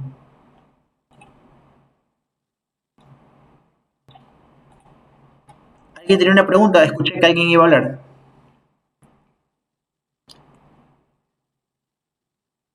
¿No? Ok. Sigamos entonces. Vamos ahora a hablar de la fosa craneal posterior. En la fosa craneal posterior, ya mismo ubico el occipital. Lo voy a quitar un rato para poder ver el temporal en todo su esplendor. Entonces, ¿qué encontramos primero? Por acá nosotros vamos a encontrar a este gran surco en forma de S. Bueno, no tiene tanta forma de S, pero digamos que presenta como que dos curvaturas, ¿no? Una a este nivel y otra a este nivel. ese surco que está ahí en forma de S itálica, como suelen decir los libros clásicos, ¿sí? Se llama surco del seno sigmoideo, ¿sí? Surco del seno sigmoideo. El seno sigmoideo no es nada más que la continuación del seno lateral. Ya lo vamos a ver en occipital, donde se aloja, ¿sí? Pero digamos que este es el seno lateral y cuando se dirige hacia abajo toma esta forma de S y se lo conoce como surco. Se lo toma el nombre de seno sigmoideo. El seno lateral se transforma en seno sigmoideo. Y ese seno sigmoideo se aloja en este surco que está aquí, que es el surco del seno sigmoideo. ¿Está claro?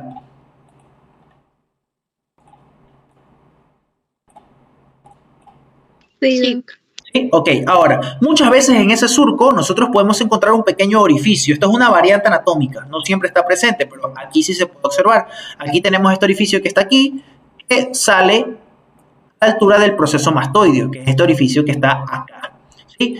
Cuando ese orificio se encuentra presente, se lo conoce como el agujero o foramen mastoideo, que va a dar paso a una pequeña vena que pone en comunicación, una vena emisaria, así se llama, vena emisaria mastoidea o simplemente vena mastoidea, que pone en comunicación la circulación del cuero cabelludo con el seno sigmoideo. A eso va a dar paso el foramen mastoideo. Luego nosotros tenemos por acá este pequeño surco que está aquí. ¿Sí? Este pequeño surco que está aquí es lo que se conoce como la fosita ungueal. Fosita ungueal. Si somos observadores, la fosita ungueal tiene en su fondo también un pequeño agujero aquí, que en realidad es un canal óseo. Vamos a borrar lo que está de celeste para que ustedes puedan observar bien lo que se encuentra ahí dentro. Entonces, ese detalle anatómico, como les dije, se llama fosita ungueal, ¿no? Déjenme borrar lo que está azul.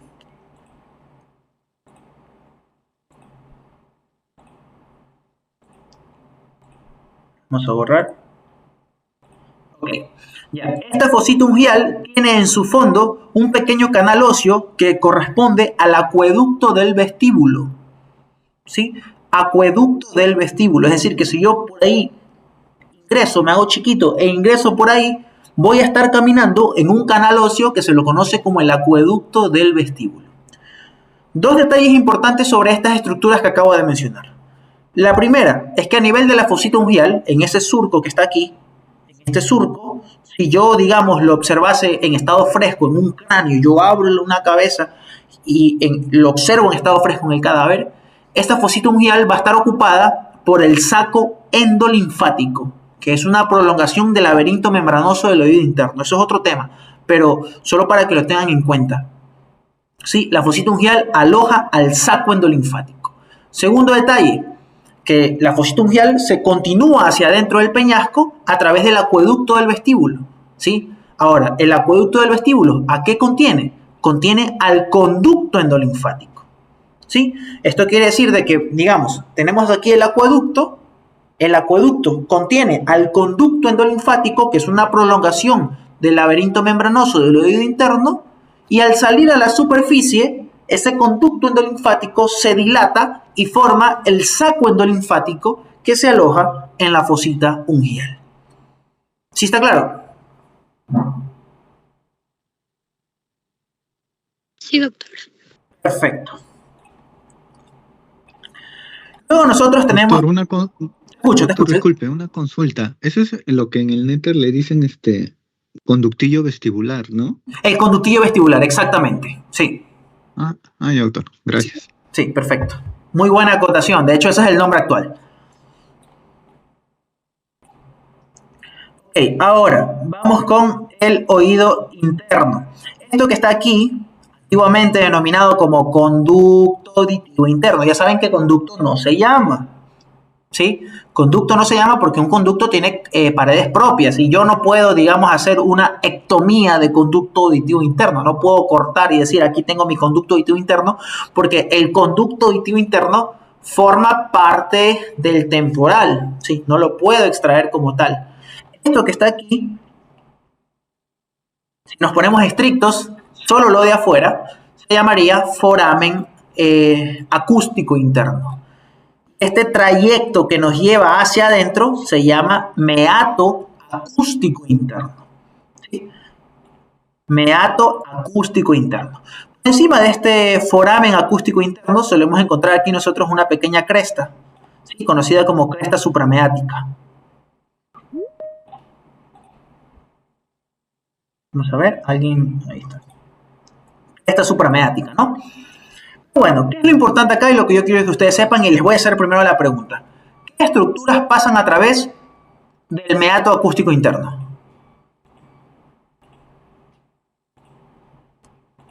El facial, ¿Facial? ¿Qué más? el vestíbulo coclear El vestíbulo coclear, perfecto. y la arteria laberíntica. Arteria laberíntica, justamente como la acabas de mencionar.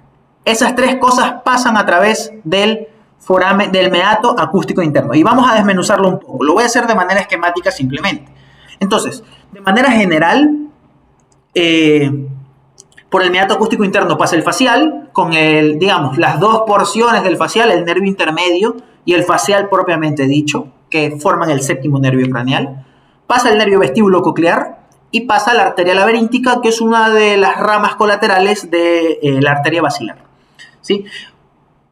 Un pequeño paréntesis antes de seguir. Las arterias tienen ramas, por eso se llaman las arterias, digamos que utilizamos el femenino, ¿no?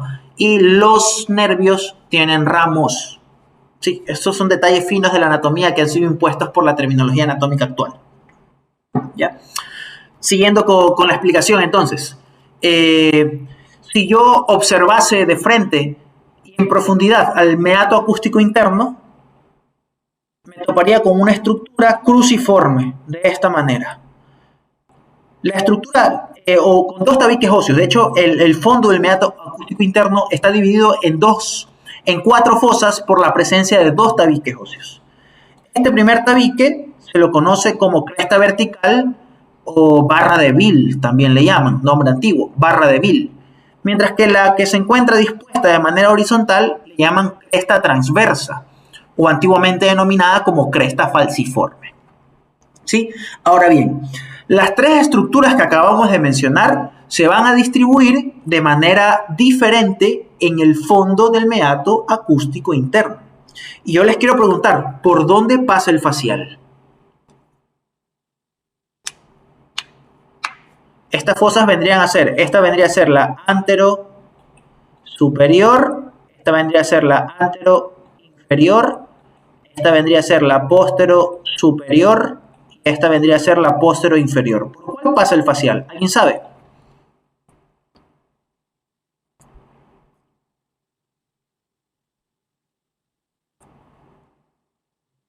¿No? Bueno, no importa. Yo les enseño. Para eso estamos acá, para aprender. Entonces, el facial pasa por la fosa anterosuperior y se dirige directamente hacia el canal facial, antiguamente denominado como acueducto de Falopio.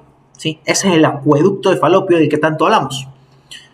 Por la fosa anteroinferior pasa el nervio coclear.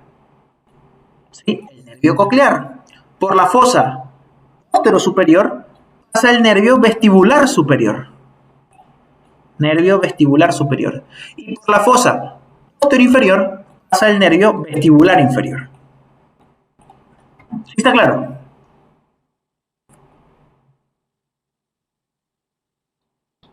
¿Puede repetir eso, Doc, por favor? Claro. Esto aquí es muy importante, de hecho, ¿ya? Así que quiero que lo tengan bien aprendido.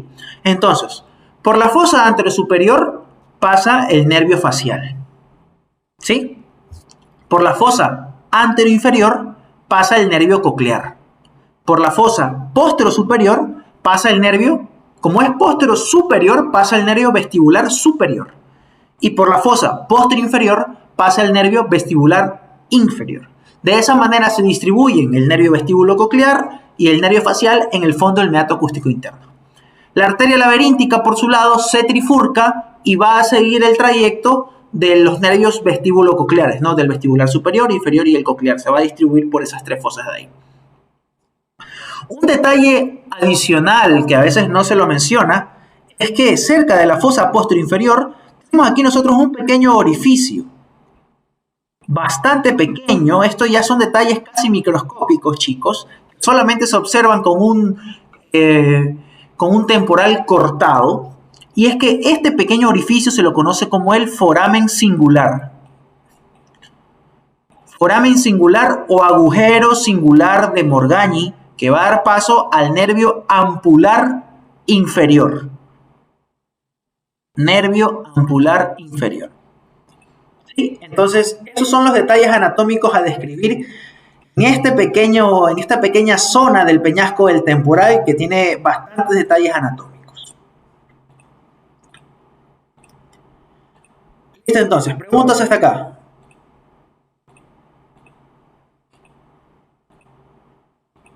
No hay ninguna pregunta, entonces vamos a ubicar entonces ya el occipital para mencionar los últimos detalles de la clase de hoy. Recuerden que esta clase va a estar grabada, así que... Perdón, se las voy a enviar por el grupo. Esperen, que no sé qué pasa con el programa, que no puedo borrar esta vaina azul. Bueno, se va a quedar ahí, no hay problema. Vamos a poner el occipital entonces.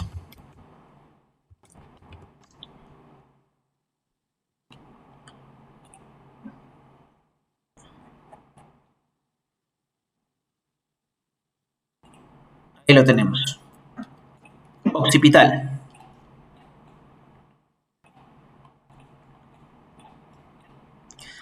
Entonces, ¿qué hay en el interior del occipital? Vemos esto que nos llama la atención. Esta cruz, ¿no? Tenemos un primer surco, el que está aquí, que corresponde al surco para el seno sagital superior. ¿Sí? El seno sagital superior nace acá en el frontal, recorre frontal, parietal, hasta el occipital, hasta la parte posterior. ¿Sí? Entonces, este es el surco para el seno sagital superior. Luego tenemos hacia los lados, esto que está aquí, esto que está acá, es el surco para el seno lateral. Les había mencionado que el seno lateral, al llegar al temporal, tiene forma de S y forma el seno sigmoideo. ¿Sí? Así que, por así decirlo, el seno lateral y el seno sigmoideo son uno solo que el seno lateral tiene una disposición horizontal, mientras que el seno sigmoideo tiene una disposición, digamos, vertical en forma de S itálica. Y por acá abajo tenemos aquí nosotros una pequeña cresta, conocida como la cresta del occipital, cresta occipital interna, de hecho, cresta occipital interna. Esa cresta occipital interna va a prestar inserción primero a la hoz del cerebelo. Así como tenemos una hoz del cerebro que divide los dos hemisferios cerebrales, también tenemos una hoz del cerebelo que va a estar separando ambos hemisferios cerebelosos. ¿Sí? Esa hoz del cerebelo se va a insertar a este nivel de la cresta occipital interna. Otro detalle importante es que en el centro de esa hoz del cerebelo tenemos otro seno, conocido como el seno occipital. ¿Sí? De esta manera vemos que en el occipital confluyen varios senos. Confluye el seno sagital superior, el seno occipital, vemos que se originan los senos laterales, también, bueno, acá no se puede observar, pero llega un seno extra a este nivel, en esta disposición, que corresponde al seno recto. De esta manera se forma a este nivel la confluencia de los senos, también denominada como prensa de Erófilo. ¿Está claro?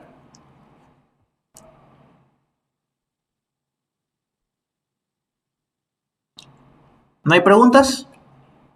¿Qué confluyen ahí, doctor? Repito. Confluye el seno sagital superior, el seno occipital y el seno recto. Ok, gracias. Ok. Y también se ve pues que acá nacen los senos laterales. ¿Sí? Nacen los senos laterales.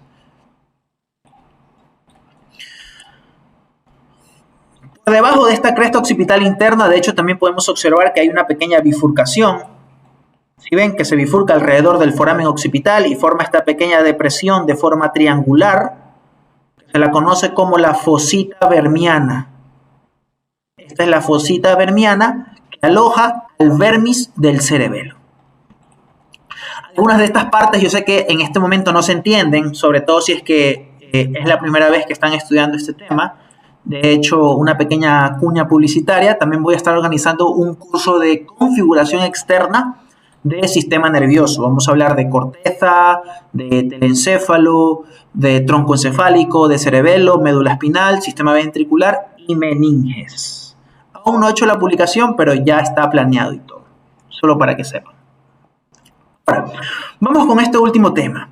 Es el foramen occipital y estos agujeros que vemos acá adelante. Estos de aquí, ahí vemos uno, y acá está el otro. Este orificio que está aquí ya todos sabemos cómo se llama, foramen occipital, ¿verdad? O agujero magno, para los amigos. Este foramen occipital, ¿qué va a pasar?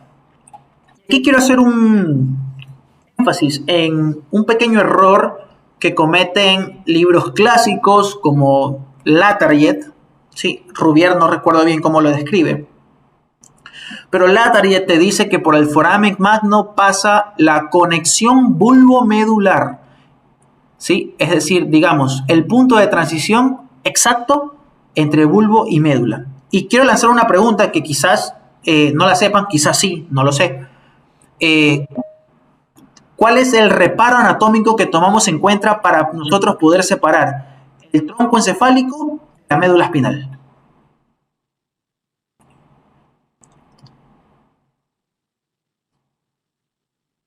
¿Alguien sabe?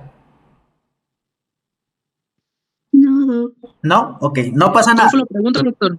La pregunta es, ¿cuál es el reparo anatómico que tomamos en cuenta para nosotros poder separar la médula espinal de la médula oblongada o la médula espinal del tronco encefálico como tal? Pues creo que tomábamos la decusación piramidal y el borde superior del atlas. El borde superior del atlas, perfecto, perfecto, así como lo has dicho. Y todas esas estructuras se encuentran más abajo, no se encuentran a la altura del foramen magno, ¿verdad? Entonces, de esta manera, bajo este concepto, lo que pasa a través del foramen magno sigue siendo médula oblongada, sigue siendo bulbo raquídeo, médula oblongada o bulbo raquídeo, es lo mismo por si acaso, ¿no? Sigue siendo médula oblongada, sigue siendo bulbo raquídeo, sigue siendo tronco encefálico, ¿ya? En eso quiero hacer énfasis. No es la conexión bulbomedular como tal, sino que es la médula oblongada, ¿sí? Pasa por aquí entonces. La médula oblongada va a estar recubierta por sus meninges, la dura madre, la pia madre, el aracnoides, pasan las arterias vertebrales, pasan la raíz espinal del nervio accesorio, pasan los nervios vertebrales, pasan las arterias espinales anteriores, venas espinales anteriores. Son detalles, digamos, no tan importantes. Pero las dos cosas que ustedes siempre deben de mencionar, bueno, digamos tres o cuatro cosas que sí, pasan muchas cosas, pero las 3 o 4 cosas que no se pueden olvidar son las siguientes. La médula oblongada y sus envolturas, es decir, aracnoides, pia madre y dura madre.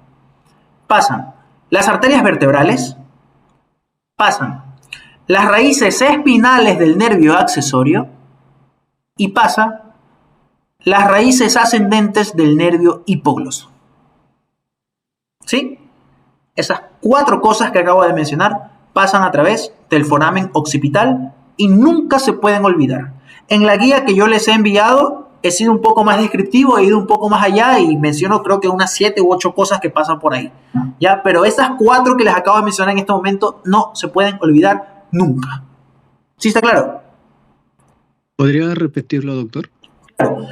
Entonces, la médula oblongada y sus envolturas, las arterias vertebrales, las raíces espinales del nervio accesorio y las raíces ascendentes del nervio hipogloso. Eso de ahí pasa lo más importante. ¿Ya? ¿Alguna duda?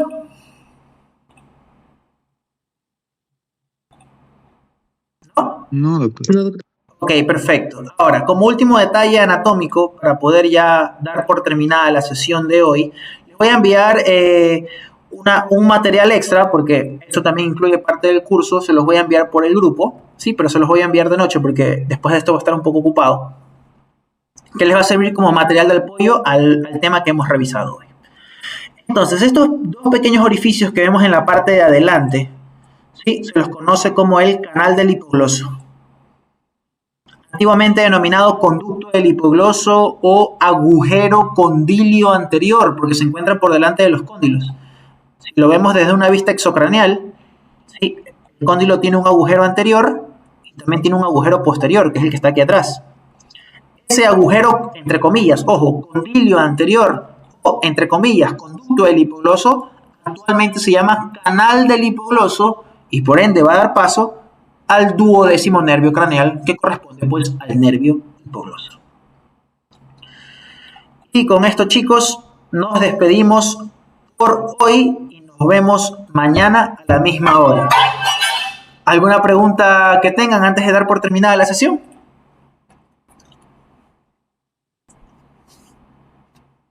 No. ¿No? Ok, perfecto. No, gracias. La verdad me ha gustado bastante la clase de hoy, han estado ustedes bastante participativos y espero que se mantengan así porque hacemos mucho más dinámica la clase y sobre todo me gusta que les despeje las dudas que tengan, así que les aconsejo que para el tema de mañana vengan leyendo un poco, al menos para que vengan con dudas. Si no entienden el tema por completo, vengan con dudas, cargado de dudas porque se las respondo todas. ¿Sí? Así que sin más que decir, chicos, nos vemos mañana. Gracias. Gracias. Gracias, doctor. Hasta luego. Muchas gracias.